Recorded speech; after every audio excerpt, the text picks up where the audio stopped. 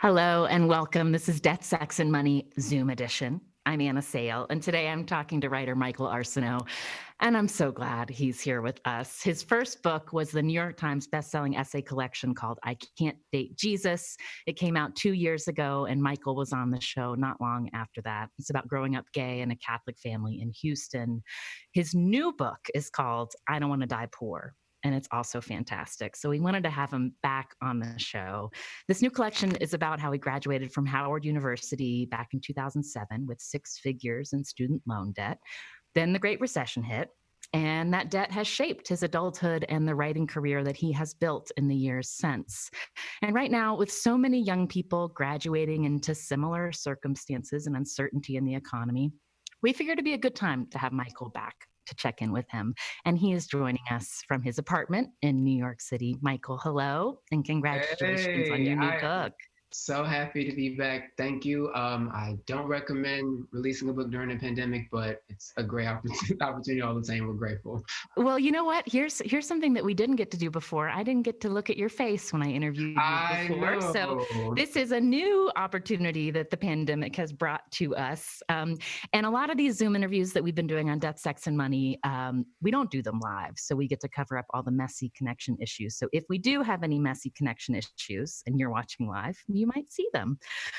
Also, because this is live, please ask questions of Michael. We are watching the comments on this video on Facebook Live or on YouTube, or you can tweet us at Death Sex Money. Michael, I want to start. You were one of my favorite people on Twitter just to watch. And over the weekend, you wrote, "Pandemics suck, but one thing I've appreciated is that in constantly harassing my mother about her whereabouts, I get to make her laugh a lot." Tell me about how you and your family are doing during this time. How's it working? Well, having your family in Houston, which has, it's like once again a hotspot, is very terrifying. Very much terrifying. I actually thought about going to Houston for a minute because I was kind of planning to go to LA anyway, but I'm glad I didn't. But I will say, things are crazy, but everyone's all right. Good. Few hiccups as previously written about, but we're okay. But with regard to my mom, honestly, I talk to her so much now. And one thing that I thought might have been an actual issue, which I know how this will sound, but I also thought that the announcement about the TV adaptation of I Can't Date Jesus might have made things Congratulations. worse. Thank you. Lift me in prayer because we gotta get over the hump. But yeah. But honestly, once that came out, I knew we had to talk about it. And for people who don't know, basically, my mom is one of those folks that doesn't want you to tell our business. So, a memoir plus a TV show kind of might not be Does great. that? Yeah, but honestly, she doesn't. She cares about me being happy, Yeah. and she's been really supportive, and it's just been really nice to have, honestly. So you're giving her a call these days and saying, like, are you in public? Are you wearing a mask? And then you're telling her Yeah, jokes? like my mom doesn't need me to be on her, but because she's a registered nurse, so she knows what to do. However, I don't trust humanity. So, and apparently, what I've come to realize is that you can't really tell Black people who survived Jim Crow anything. You can't tell Mm. them what to do. I actually told my mom that, and she just laughed at me. Was like, "You're right." So I've called her. She's like, "I'm at Walmart. I'm at Target. I'm at the grocery store." I'm like, "Why? You want to use my whatever? Can I? No, I'm gonna be outside. I got my mask on. Okay, so yes, I'm hounding her every day." She doesn't And listen to me, but I've gotten her to at least always wear her gloves. good, good. And you live alone where you are right I now? live alone in this tiny apartment in Harlem that I cannot wait to flee. And Son of a what's car. isolation been like for you? What's it been like living alone? I am sadly okay. So minus the doomsday plot aspect, I'm actually quite familiar with the condition of being contained in a small place you don't want to be in, and and you can't have sex and do any things that you want to do. Yeah, I'm kind of used to some of that. So that said, this was a year I was supposed to escape this type of life. I was like, finally I can go back outside, because I am like, I fell into writing. I want to be Donahue, like, it's not the best, but actually I've kind of made it really work. I have my moments like everybody else, but I kind of keep the same. I keep a routine. So I get up I unfortunately I wake up at 4 o'clock in the morning now, no matter when I go to sleep. Oh, Um, I don't fight it. I try now to sleep around it. And then I try to figure out if I don't get enough sleep, then when can I squeeze in enough sleep? It's just kind of, at least for me, making peace with the fact that I'm not really in control of the situation. All I can control is how I react to it. So I'm just Hmm. trying to day by day, hour by hour, keep my own consistency. And so far, it's been better than not.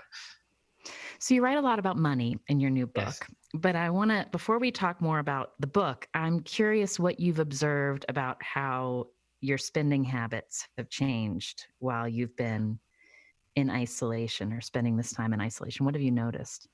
Okay, so I'm in the I'm in the position where my 2020 is still better than my 2019. By virtue Mm. of I'm not as, I ended up being broke. I wasn't supposed to be broke last year. And, the fragility of what very much what I write about in the book, happened to me. And I planned around it, but life happens. I'm better now. I'm mostly just paying stuff off. This you'll like. This morning, um, it happened because the check was late, but it's fine. But this morning, I paid off three of the personal student loans that I write about so much that have ruined my life. They were broken up by semester each year, whatever, Yeah, but they've all added up. They've all impacted my credit because they hit me for like 19 loans when it's really one payment, whatever. I paid three of them off today. you I have did. never been paid in full on my student loans, and actually two more because I am working a lot still, even though I try to get breaks when I can. I'm paying stuff off. I'm trying to really just clear my debts um, as I would transition, ideally, still into another place in life. But you know what? A racist game show host with arguable cognitive decline as president. So I still have to see how the economy goes. So in the meanwhile, I'm just trying to pay stuff off. So to release Okay, the hang on. pressure from my mom. Sorry. There was a lot in that I answer. know, Hang my on. First, bad. I want to tell you first. It's good to hear that you paid off your debts, but I want to know how that. What did it feel like to you when you were making those clicks this morning? I'm not always like outwardly emotional, which is again not a good thing. We work on it, but I got teary a little bit in my eye, which is good enough. That Hmm. was my Mariah Carey moment. Love her. And it felt really nice. And then I sent my mom an email, and my mom reacted exactly the way I anticipated her to react. She was like, "Don't worry about that." But I wrote back, "I'm not worried about that, but I want to say it does feel good to do that." And then she sent me some emojis, Oh, which were very encouraging. Oh yes, my mom is. We're all evolving. She sent me a Beyonce gift the other day when I got her wow. subscription. She just, this makes sense. Um, yeah, and she even said she wouldn't mind if I lived in Atlanta, which is a gay, gay, gay city. So look at all this growth. That's progress from her. That's what you're Yeah, I mean, saying. yeah, like my mom always says I care too much about what she thinks, and I Mm. stopped caring as much, and I just love my mom, and yeah, she knows her son got a mouth, so it's been nice. I know it's very TGIF, vintage '90s. Were those three loans that you paid off, were they private? The private loans, yes. So the one company, it's like I realized seven loans. Three of them are off. I'm gonna work on knocking out two probably by the end of next month, and then there's like the two big. So they put me on a 12-year plan. So either way, I have to pay this off by like end of next year. But what is nice is that I'm using a lot the money that's coming in while saving because again, I don't know how this economy is gonna go. Yeah. Paying these off, Yeah. little by little, just clearing everything up. That's awesome, It feels Michael. great. Yeah, That's I know. awesome. That's I what. want to get. I don't want to like just in case I actually fall into the tax bracket I think I belong in. I don't want to carry all this baggage. It's just how the Real Housewives, some of them transition and they got all that baggage. I just want to be clean and clear. So tell me more when you said 2019 was rougher than 2020 has been so far. Tell me more about that. Well, to actually, when I got the advance for this, it was better than what I got for I Can't A Jesus. I very much fought for that. And so I had budgeted for that. I had also budgeted for like me moving to LA just for change of pace, lifestyle things. Then, kind of long story short version, a job opportunity that I thought was happening, that I thought entailed certain things that I was going, out there for. It didn't work out. You spend money. Then my Mm-hmm. book got delayed because I just couldn't handle the pressure. Other things were happening. the way a lot of people right now are losing people suddenly and unmistakably to a lot of different things, including the grief or stress and attribute it to these three pandemics and counting. I suffer some of those too. So it just kind of was a really volatile year for me. Hmm. I don't wish that year on anyone, but I will say by the end of it, I was in the position that I was supposed to be in. And while still sad, I just knew that this year would be better. And it still is, even though I am washing my hands aggressively and I have a bottle of alcohol with me just in case I need to scratch my face and I don't want to catch it. Very, Oh, I'm one of those. I've become my mother. yeah. Just tickled Well, by that too. I'm glad to hear this year's feeling better than last. That's one thing that I was struck by reading your book. Is it starts with referencing this moment when I first became aware of your writing, when you had this New York Times op-ed called My Student Loan Serenity Prayer. And it's a beautiful piece of writing. And I feel like it captures so much that so many people are going through and then just was not present in the public conversation about how student loan debt affects people's adulthood and how they you mentioned how Oprah was your commencement speaker and Yes. how The her only message benefit to of you. graduating late. Yes.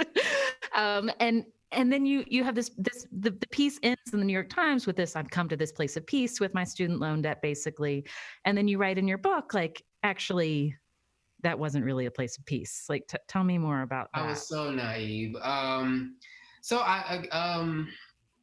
a lot of the book, I know the marketing is like, a person chasing their dreams, but I'm very realistic and pragmatic. If when you read the book is essentially about the facade of like how social mobility in this country really works, and how Mm-hmm. particularly people like me who come from working class poor backgrounds, not really giving the space necessary to like really climb up.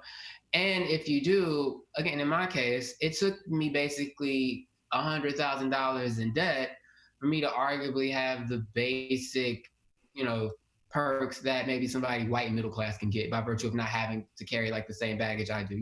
So Mm-hmm. thought about that. And at the time, things were better. And then, a lot of people in the gig economy recognize, or people owe you money when you have to pay this much a month. Like that's the thing. I'm starting with a deficit. I'm paying over $1,000 a month in loans. It just impacts everything. So, if somebody's late on a check or a check doesn't come or something happens or some budget is blown or blah, blah, blah, it impacts me. It kicks me, a few steps back. Yeah. And I write about how one period where it just was many months, and many months can derail people's years, and it derailed years for me. Yeah. Well, let's talk back about when you first graduated from college in 2007.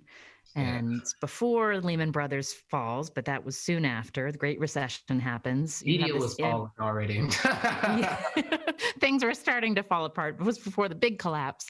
And so, when you've graduated, what did you think was going to happen? Um, what initially was what actually started happening is what I thought. I was going back and forth to New York, interviewing whatever would be my opening, be it, a book publishing company, a magazine, assistant, all types of, whatever jobs I can get in. I was ready to take that. I knew you wouldn't get a lot of money, but I figured I could do XYZ. But a lot of those jobs were not given like, well, I got a lot of polite no's, as I Mm-hmm. do with the publishing. It's really hard to do a lot with polite no's when it's polite no's, especially when they have kind of racist classes, elitist attachments to them. You know that in hindsight, but you might not know then. And Mm-hmm. when I do actually get a job offer, which would actually be a perfect job offer, the reality was it might have only lasted 2 months. I had just found out how much money I was going to have to pay in loans. At that point, it was like, what's $800? I did have some other job, like a contract gig, so I thought theoretically maybe this could work. But then I did the math and it wasn't. And someone in the house, kind of just retrospect, I'm sorry you weren't born rich and white, and influenced my choice. And overall, I thought it was the choice to make at the time, just based on the information I had. And so that meant, a year and a half in Houston, exactly where I basically took out a bunch of money to escape. I ended up right back in the house, which I'm Mm-hmm. grateful to have to, be able to a place to lay my head. But if you know my house, it's hard to go back to. Yeah. Doesn't feel great. And then when the recession stuff implodes, you're like, oh no, so this is Yeah, I was instantly getting pulled in different directions to like basically not even bother trying to even pursue writing. But I was just adamant about finding a way. So I had to humble myself and just suck it up and stick it out. And I've had to do that more than once. Yeah. During that period, you're trying to make it in media. You're Mhm. starting out, so you don't have this huge network of peers of people who are doing the same thing. Like where would you turn in those moments when you're like, is this worth it? Like would you talk to anybody? Would you have anyone to talk to about that? I've always been really good about being a cold emailer. The Huh. internet has always been my way of getting access to stuff that I wouldn't otherwise have access to because my mom didn't let me out of that house, along with cable television. So, a lot of people I reached out to, people like Danielle Smith, Bomani Jones, they were Mhm. actually very kind to me, gave me really advice. In fact, as I mentioned, I can date Jesus. Danielle Smith was the one who actually offered that job that I ended up not taking. Mhm. I took and then didn't, it happens. And so they were really great. But yeah, I literally, I've always had to use the internet to kind of basically create a community in that regard. Because while I have my own friends and my own social groups, they're not of that world. So I use the internet to find ways to do it. And also, I used to blog during when that was a thing. Rest in peace to Mhm. Cynical Ones. So people actually find me that way, and I was able to build some relationships with folks. Yeah, people have been mostly kind. I do remember people that haven't been, but you know, mostly people were kind. And when you're trying to build like community and connections over the internet, like how much did you feel like you could be open about um, like the size of your student debt payment, for example, like and how much you were worrying about money? If you know me, it's not a day I haven't referenced my student loans and how they're the bane of my existence. But I mean, the extent to which I actually talked about how much it impacted me. I mean, honestly, I knew I wanted to write a broader examination of how student loan debt impacts people when I did that essay. That was me trying to again use my means of just kind of showing people I have vision for my life, even if you don't, career. Hmm. But I didn't know loans impacted me even that heavily until I actually wrote it out. I knew certain things would come out, but once actually writing it, mind you, it was an awful thing to write, especially because I was in a position I didn't think I'd be in. Mm-hmm. It was cute. But I didn't share that much because, talking about money, it just makes you really uncomfortable. And also, the fact that I keep referencing, but most people in media and entertainment can't afford the sacrifices. So most people are usually like middle class or upper middle class or rich. And even being middle class and black, being middle class in America, actual middle class, because I think it's usually a joke, but you know what I mean? Actual stability is a rarity. It's even rare for black people. So that's a privilege. So sometimes it's hard to talk to folks about it who also might not really get it. Plus, that might make other people uncomfortable. So a lot of point in the book was trying to like bring up something that makes me uncomfortable to the forefront because we need to talk about it. Yeah. Yeah. And when you think back on that time and where you are now, and the sort of zigzags that it took to build your career, like when you think about the greatest moment of uncertainty and thinking like, is this gonna come together? Like at what point was that for you?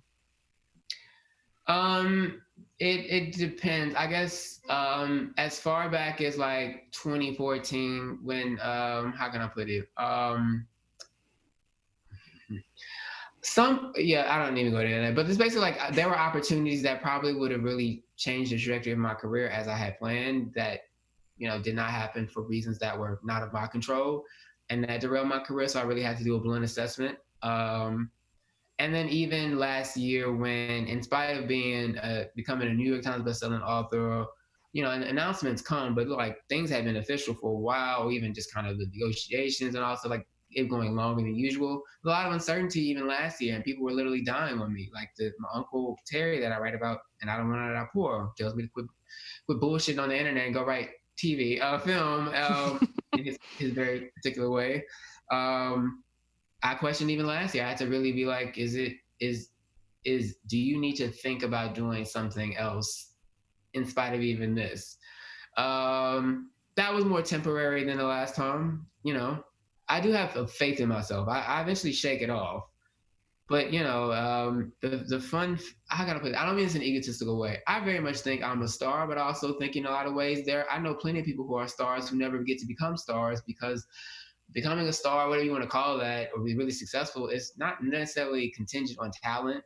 It's Mm-hmm. about access, privilege, dumb luck, and yeah, it's a lot of things. So life continues to humble me, so I try to be humble about it. I hope that makes sense. But Yeah, but I also love like hearing you talk about like your career and that sense of just like confidence and a clarity of purpose. Like I think about my own life and choosing to move to New York City. I was terrified and wasn't sure I was going to stay. And I had no student loan debt. My parents paid for school. So like to think about you continually like taking this leap of faith, saying like, I'm going to do this, even when there's moments where it really looks like, you know, the ground was falling out from underneath you, you made it happen. I'm trying. Honestly, a lot of life is like the fact that, I mean, I also don't have anything really to fall back to. I will say, again, credit to my mom. She actually even got me to say out loud, like, I never really considered myself abused, even though I know that people have asked me. She used the word, I never used really the word poor, actually resent, like, even because you think you're insulting your folk, but you're not. Like, no, my mom is amazing. My dad, flawed or not, I love him. He's still, always I had what we needed, necessities. But I did grow up without a lot of things. Um, and I realized how hood a lot of my background is the more I talk to people. I mean, I knew that, but the extent, like violent, I mean, in terms of the hood. But I can remember still like a roach, the cockroach crawling across my neck and how much it made me feel and how people made me feel about the clothes I had or certain things. And I don't know. My mom's faith, I say all that to say, even if I don't align with her faith, even if she doesn't necessarily understand that I have my own sense of God or purpose and ours don't align, I really do admire people like her. I really do genuinely have an appreciation for people who are of faith. Because again, my mom does not care if I become rich. She does not care about TV, New York. She doesn't care about any of that. She genuinely doesn't. She's a true believer. If I can see somebody like that and see what the faith means in them, I might not necessarily find the faith the way they do, but I have needed to learn to find faith in myself because she actually called me out on that even recently. It's like, you're too hard on yourself. You don't compliment you're too hard on yourself, and you don't see how much you've actually done. I'm really using this opportunity to take stock of like what I have done and actually not also speak the confidence that I always really had in myself. Otherwise, I wouldn't have kept going. I would have quit a long time ago. Mm-hmm. Tell me your I mom's am first turning name. a diagonal Vincent. I'm sorry. No, that's all right. That's all right. Tell me your mom's first name. Diana. Diana. She's Okay. probably not gonna like that. Sorry, mama. And when you were living back home in Houston after school and you were in your parents' house and Yeah, you're trying to figure out how to moved back twice. start. So just for people who might be watching who are in that moment of life right now, who are like having to move back home or be in a space that they weren't expecting, opportunities that they thought would be available to them or not available to them. Yeah. What were the ways in which, like, what did you learn about how to be a grown up in your house where you were living with your parents when you're trying to start your career? Were there ways in which you lived in that house differently than before you'd gone to school? Let me try to say this how exactly right. Unfortunately, I was very adult as a child because of what I was exposed to, but I did not have the at least the freedom to act as an adult, even if I was more cognizant of things that I arguably should have been. Not Mm-hmm. arguably should have been. It was different this time in that now I actually have my car, and it's well, at first time I didn't have a car, but each like I had more of a say, like I'm gonna go out and be fun. I was still respectful of certain things, so like even if I came home really late, I'm very quiet. We have burglar bars that can't be too loud. It was really not just I like kind of just show that I was still working. Now, granted, when you for to paint a visual, it's what 2007, 8. With this big white Sony Vaio on this TV tray your mama doing, trying to type an essay or emailing people trying to find some work, On a hoping. TV tray, that's so sweet. Yes, how like on very much. I've written many articles on the TV tray on that very TV tray. Yeah, and really, it's humiliating. Or like your Uncle Terry talking about when you gonna go work in the building. What is this? And people literally looking at you like, what are you doing? It can be humiliating, but again, like also you have to keep in mind sometimes. And also, writing is a very particular pursuit, but like whatever you're trying to do, you know you better than you. And in my case, I still actually did research. Like, yes, it was very implausible for me to do a lot of these things. But honestly, if you read, I feel like if you read me, you're like, oh, he did his research. I know because people have condescended to me in publishing, include. Well, actually, let me shut up. Let me make sure I say this. Yeah, actually, no. There's a certain hashtag about Black publishing, And I support it, even though honestly, half of Black adults don't have jobs right now. And we're fighting to survive. So if you have the disposable income beyond like giving the bail funds and all that stuff, please support Black authors. Buy it on that poor paperback Toya. But what bothered me about that, this is a tangent. I saw who started this and I'm like, oh, I remember you. You told me Black people wouldn't buy because they're too homophobic and white people didn't care what Black people think. And vaguely the same thing to my age, not vaguely, pretty much the same thing to my agent to the point where like I was embarrassed. Man, I'm never embarrassed because I don't let what white people think ever influence me, but I was embarrassed by that. I'm glad I'm saying this, especially in this medium, because I need people to know this. Sorry, but people, again, I really, all of my work has been about uplifting people who I don't think have been heard because I know people like me are never in these spaces. So sorry if I went on a tangent, but I do not like how poor people, working class people, all this snottiness and elitism and not making space and like particularly the Black people in some of these spaces or anyone of color, even though I think it's a gusset of color people, but anyone not white, if you are in these spaces and you are basically perpetuating not, and when I say they, not all white people, but you get it, but I that, get it. and what good are you for? You know what I mean? Like, what good are you for? So I do want people who are going to be at home right now. You're probably going to be feeling low. If you have private loans, they're probably not giving you that much grace. It's already probably taking hits to your credit. All of these things will make you feel bad. You know what? Also, again, if there's anything, if you don't take from our book or this interview, like just for the fact that like, don't be so hard on yourself the way I was. It is just not worth it. Don't be too hard on yourself. Just forgive yourself for things that you don't need to even forgive yourself for. I promise you that will save you so much grief in the long run. A lot of people have bad credit right now because the economy is imploded. This country is raggedy, whatever. Like you'll get through that. And if some of these companies are actually giving you grace, do it. If you have the means to actually pay down on the principal, do that. I'll stop talking. I'm sorry, but I just No, I like what you said there because it makes me wonder, like Michael now in 2020, like I don't know if you still occasionally get calls from the student loan companies. No, we good now. You're good now. Good. Okay. So is like in a moment when you are feeling like that voice that is familiar of you being hard on yourself for having the debt that you have or having to make the payments that you have to make, what do you do now that you didn't know how to do 10 years ago to be kinder to yourself?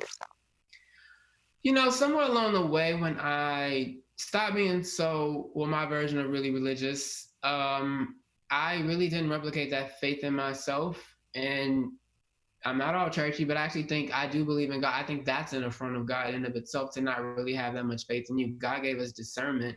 Use it. I didn't use that. One of my really great friends, Nikisha, has literally told me since college, thumps me on the head and says, you always have done everything that you said that you're going to do. Why do you waste so much time acting like stuff won't happen? And things don't I like happen. that. Things don't happen on my schedule. Actually anything I've ever wanted has not happened on my schedule, and everything that I really, really, have been passionate about it's taking much longer than it used to. In a lot of ways, I didn't get as much money I deserve, et cetera, et cetera. However, I have proven myself each and every time. God willing, I survive this. We'll pick a pandemic, but I'm still gonna get all that stuff done too. It's really like I just turned 30. I turned 36 in April. It's like, do I want to be 40 still like this? No, I don't want to be like this at 36. And if I was this chill at 26, much less 16, how much easier my stuff would have been. I would have been a better hoe in my 20s. Even in school. I didn't want to be able to pandemic. All these things. Yeah, this is why I realized recently, like, this is why Father Marty thought I might have been a priest. It's like, I can't a little preach. I gotta watch that. So, Is there part of you for somebody who has like demonstrated that when you're hard on yourself and you work really hard, you can make things happen? Like, is there part of you that gets a little nervous about giving yourself more grace? I need to give myself more grace, but I think I always trip up on the realism. Or like, yeah, but something could happen. Yeah, but yeah, nothing is in our control. Nothing. I keep repeating this hopefully because I know it sucks to hear it. We're not as in control of our lives as we like to think. But I mean, again, more often than not, I just make everything happen. It'll happen. I think what's the struggle, yeah, it's just letting go of this like doubt that something else could go wrong. It's just letting it go. Even if something does go wrong, okay. you'll figure it out. You'll go around it. Something else will come. Whatever. It's just literally letting it go. I am, Mm-hmm. yeah, because I thought I was burning a hole through my neck from smoking too much weed 2 weeks ago. I'm dealing with the stress. So I'm also trying to just like really go back to my exhale, shoot, shoot. This is my version of Zen. Uh-huh. I Wait, want you to be said still instead exhale. of Wait, Anita wait. Baker cover in the background. That's all I just need. I want to match her tempo. Oh, Anita Baker. So Yes. like, That or when so like Future is like singing with Rihanna, like on a ballad, something like that, something very R&B.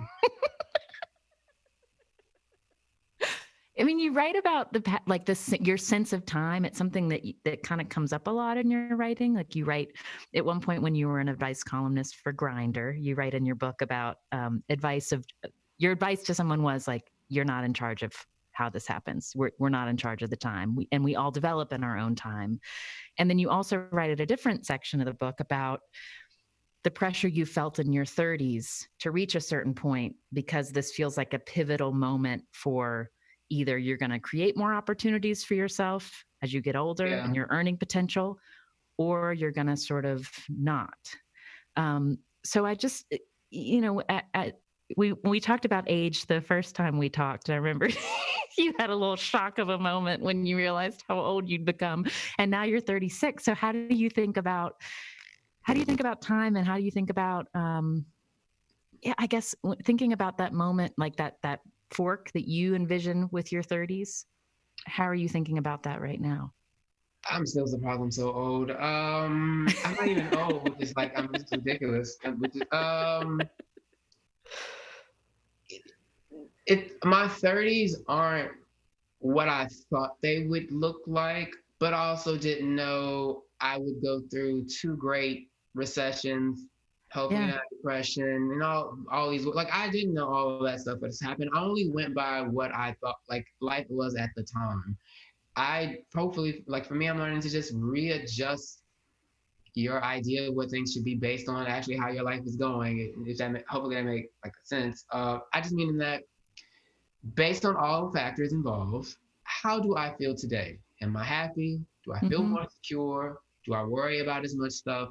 Do I still need to pay some people? Sure. Are they going to get paid? Yep. Probably this year. Cool. Will it be Mm-hmm. okay? Yes. Oh, wait, am I too stressed? Do I need to take a break? Yes, I'm going to put this down. It's just really learning to take better care of yourself and just kind of committed to that.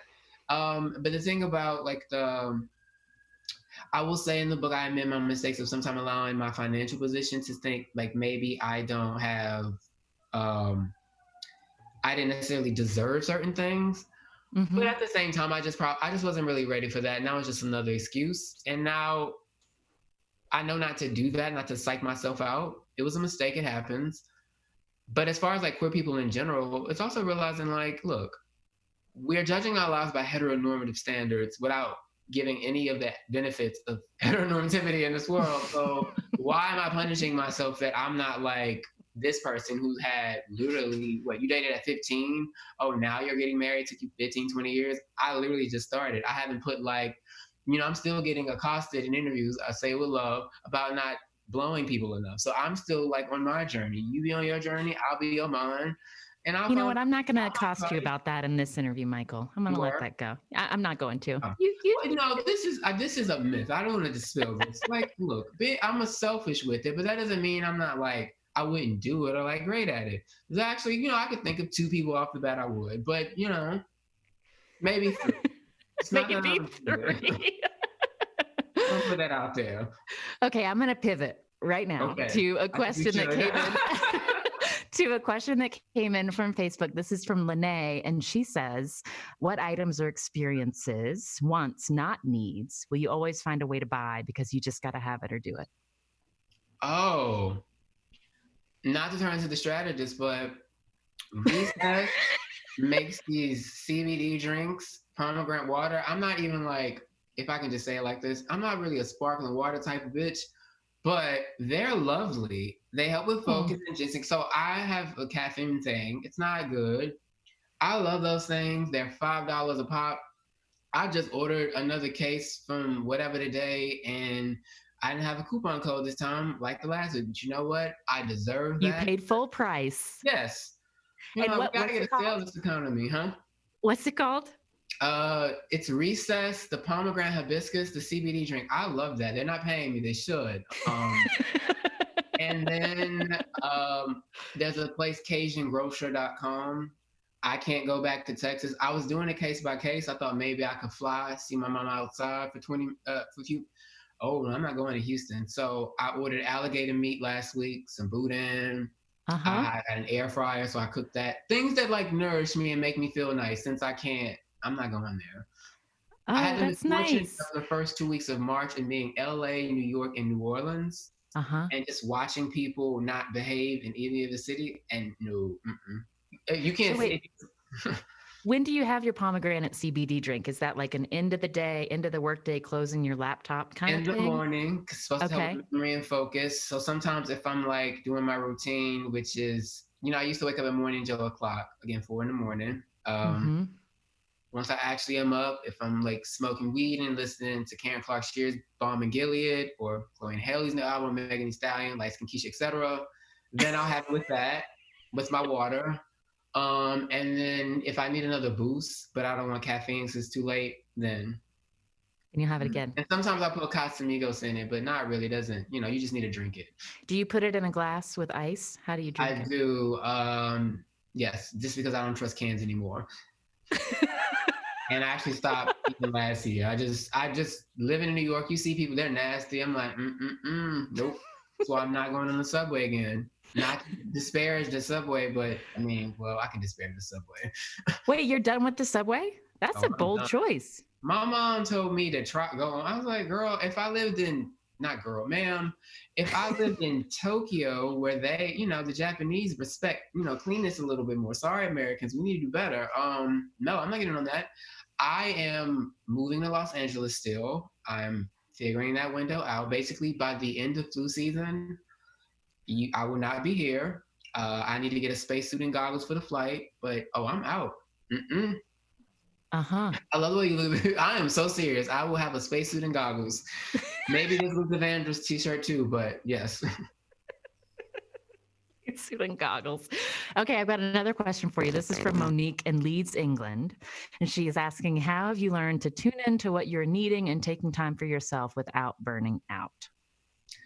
These three pandemics will teach you these people will kill you if you let them. So I have no problem now just turning my alerts off, closing my computer. It is hard for many of us to focus. Congratulations to all when they can do it. I give myself little blocks and then I don't do anything. Like I've really worked hard and like physically harm myself. And again, I had a little bit of a I'm like, oh, you going back into old habits. Nope. Mm-hmm. So honestly, it sounds easier said than done, but actually it pretty much is. Do it. Like put it down, look away, turn off the news, don't look at social media, give yourself a break. You'll feel better. And then you'll And how do you do that when you're in your space by yourself? Like there's nobody else watching you, noticing, seeing your bad habits. Is it well, hard? it is, yeah, I'm alone, but like the phone never stops. And then Mm-hmm. unfortunately, like the truth is, if I didn't have a book to promote, please buy the one that I pour. It's I love it.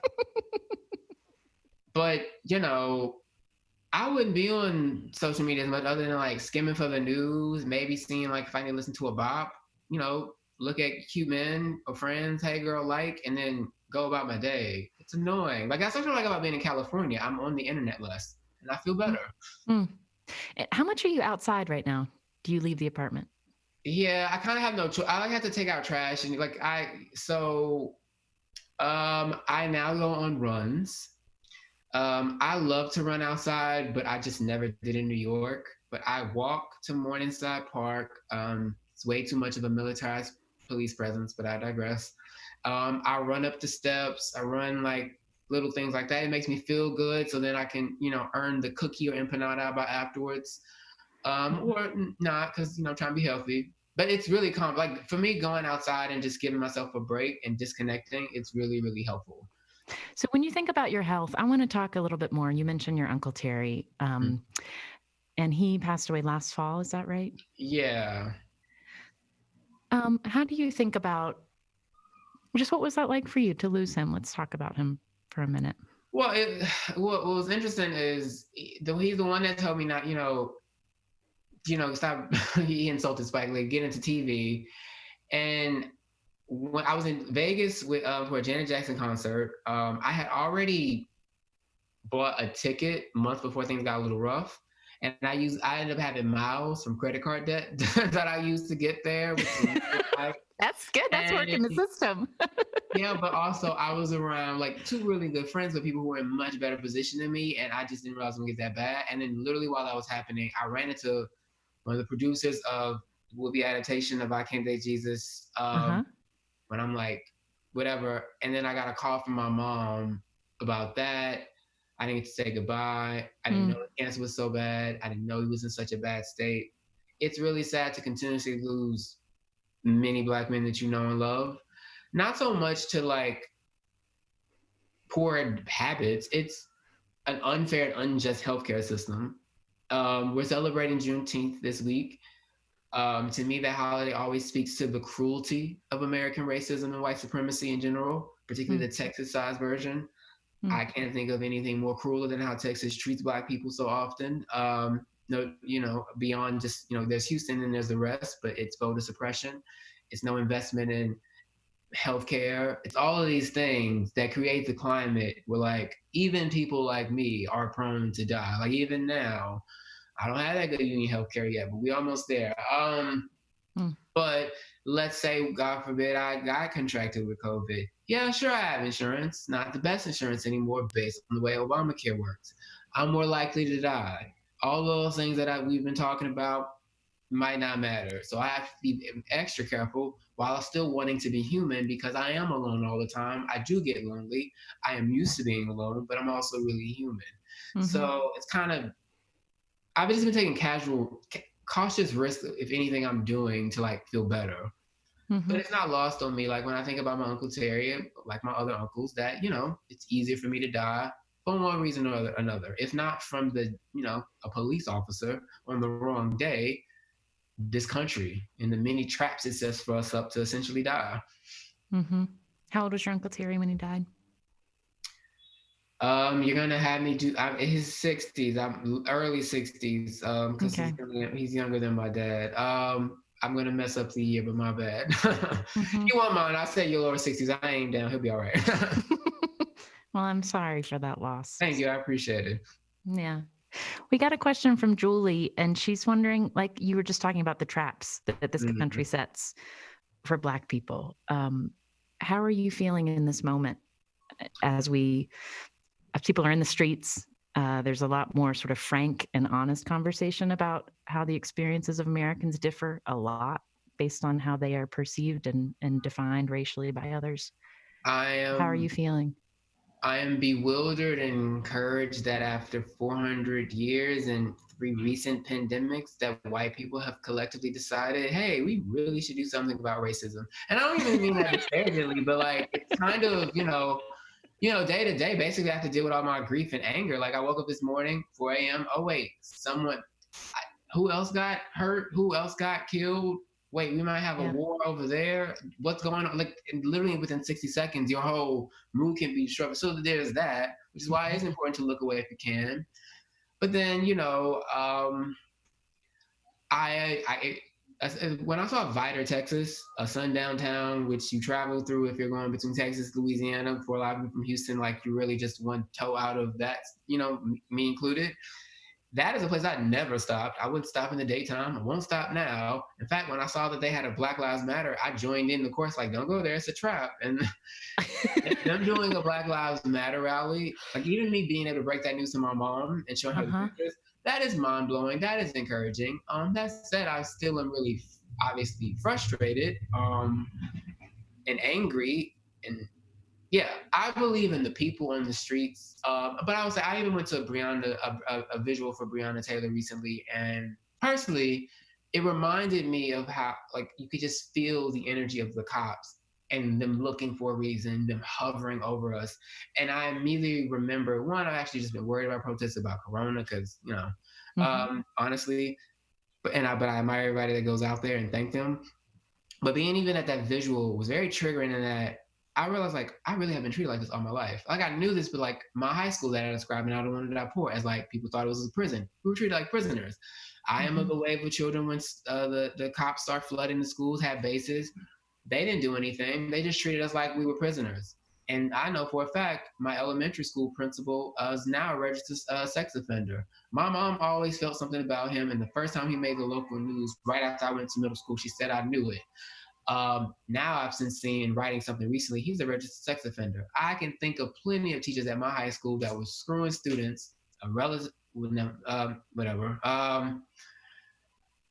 and they did nothing, among many other things. And so all of those resources could have went to something else. It could have went to more counselors. You weren't really protecting people. And even when I talk about the violence in my home, we only called them once, and we had to worry about something else going down. So you only called the police once, and you had to worry about. I don't really remember calling the police came to the house. once, and then actually he's very lucky because my dad acted the way my dad acts, and that on another day could have ended his life. So, I'm a byproduct of how that police state and how they treat people, and even going to a peaceful visual and just feeling that intensity, it just makes you angry. I'm angry, but I am encouraged by things that are happening. I'll say that. Yeah. Well, I heard you say two things there, that this moment feels significant because it feels like it's the first time in 400 years that white people have lifted up their heads and said, maybe something's off here. I feel like last week they were like, wait, they really don't get to vote either. They don't let them vote. They were serious. Something is happening. Why? So it's the white people. And then you also said, I think it's interesting that it was at that vigil that you had that realization, oh, I have been feeling this my entire life, but I always knew we were treated like prisoners. It was a joke. Like it was an ongoing thing, but I never really, it's one thing to articulate something, but I guess to be in the moment and then for you to like click, like, wait, the way they're hovering over you. I just felt, again, I've really been reflecting on a lot of things. Just moving forward, all these pandemics, I need to temper myself as much as possible. But I just had an immediate feeling and just something clicked, like, wait, the anger that I feel, this resentment, this immediate back and forth, it stems from the fact that literally elementary, a little bit, definitely middle school and definitely high school, they've always been hovering us just like that. And we were always treated like basically cattle sometimes. And I'm thankful for the Black teachers that had faith in me and pushed me and all these things. But it's not lost on me that, like, generally speaking, that school district regarded us as like inner city and be treated a certain way. And, I'm very fortunate because it could have went another way, as it did for so many people that I literally all grew up around, But the anger, it did really kind of like dawn on me, like, just like, wow, this has been my entire life. And no matter where I, up until now, sudden change, white people, again, shocking me. I just assumed that it will always be that way. And it still could, but I will say this is the first time I feel like, oh, wait, we might actually really have some things change. Yeah. When you say 3 pandemics, how do you define the 3 pandemics right now? The coronavirus, please wash your hands, wear masks so we can all like go back to life-ish eventually. The rising greatest depression, thanks to that racist game show host, and the basically the race war launched by law enforcement. So those are the ones I'm thinking about. And I read something about India and China, and I had to get off Twitter again. I was like, nope, I'll check later. I read Chris Hayes' Twitter. I was like, hey, Chris Hayes, I love him, but like, no. Yeah. So there might be another one tomorrow, or actually, I don't know. I haven't checked Twitter. I've been talking to you, but those are the 3 I've been counting. Those are the 3 that so far.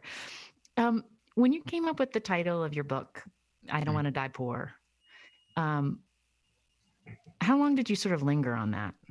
Oh, it was immediate. Yeah. Once I actually came up with a name, I'm like, oh, I don't want to die poor. Like, yeah. It's the simplicity. Like, I can't date Jesus. That's based on a conversation with my mom. Like, girl, I can't date Jesus. What you want me to do?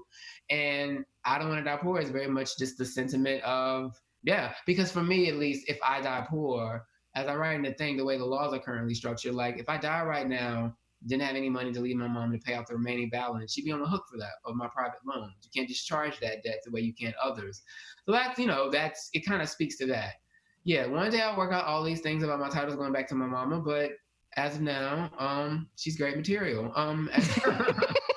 That's my dad, to be honest, both of them.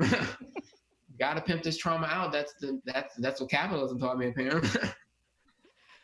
We speaking of capitalism, we got a comment from Yolanda. She says, "Love you, Michael, especially for introducing to me to recess hibiscus ordering asterisk right Hey, now." Yolanda, She's they're doing that lit. right now. So I like when you said pimp that trauma out. Like I want to talk to you about how you like both like the thing that I think is so important about your writing is you don't oversimplify or flinch away from like the structural issues, whether it be economic, class, racial, that have really shaped your experience in the world. Right. And you also talk about still the ways in which you can kind of get in this circle of like thinking about, am I doing the right thing? And focusing so much on messing up in your own personal agency. I just want to make sure I'm joking when I say pimp out trauma, but I will say, for me, it is cathartic, and I've actually processed everything that I'm sharing with a greater purpose of hoping that it brings comfort to people who I personally felt may, like me, never had anything that they could read and pick up and feel like they're understood. I very much Uh-huh. share things that I just feel like I haven't consumed myself for a greater purpose. That said, when I say pimp out the trauma, I'm just aware of the fact that yeah, certain people want to read certain things. But I will say, I didn't write about my issues about food and control, and I can't date Jesus, even though it was encouraged for narrative reasons. I get it, but I wasn't comfortable ready to talk about that yet. Once I actually processed it, once I actually felt done with it and really truly felt, now I can share it. So because the thing is, you will be pimped for your trauma. I've actually had a tweet where I said to people, a lot of folks are hitting us up to get our pain and trauma. That's all they want from Black people. You don't have to do that. If you can afford not to do it, don't. But the reality is the media ecosystem is what it is. So when you have to be in those situations where you have to make a living, if you can afford to not do it, don't. If you choose to do it for necessity, you don't necessarily have to live up to whatever trope they want you to. You can do what you want to do and make it what you need to be. You can often flip the narrative on its head. Um, I see other writers sometimes even recently kind of taking this thing of like this kind of pious attitude of like, that's not what this is, that's blah, blah, blah. Yeah, but a lot of y'all are not actually really working writers, you have other jobs. If you have to actually work in the media ecosystem, which is predominantly online media, you, like many working Americans, are overworked and underpaid. So you might have to really do this whether you want to or not. But that doesn't necessarily mean you have to debase yourself or give in to any trope. You just need to be cognizant of the fact of what you're doing and why. So I write Mm-hmm. about everything that I'm comfortable with, and I write about it my way. Which again, if I had served I Can't Date Jesus, the reason why I say it so often, if I had served myself as the trauma porn people want me to be, oh, he's so pro-Black, gay, look, country too, ooh, child, look at him, all that nonsense, the way they consume otherness, the way they want to take it. Yeah, I have a lot of dark sides, but I wrote about it the way I want to. I wrote about it the way white people get to write about it. I did that, I took less money, and now people are getting more money because of me. I'm business minded, but with a sense of myself, but also realizing that this is going to help people after me so they don't have to deal with the BS that I've had to deal with. My life, personally, professionally, is to use my voice and use my art to make it easier for other people. And all the myriad of things that I felt like I had to deal with. That's racism, that's classism, that's homophobia, that's queer antagonism, that's wanting to fight your pops, fighting off your mom. That's all those things that I write about. It's student loan people harassing you. It's just, for me, I have a purpose, but I am realistic that I have to make a living, because if not, them loan people will call me back. And what's it felt like being able to have a book out in the world, now two books out in the world that people can pick up and maybe see themselves where there wasn't that book before? What's it felt like to hear that from readers? I will say I wish, I still wish I were true. I don't want to say, again, it's not an arrogant way, but I just know how other people were treated when they've done the same thing. And so that, I feel a way just on that. But beyond that, which is because it's even small, what I usually think of is that people are, because it's Pride Month, people are just discovering the book, I Can't Date Jesus in particular.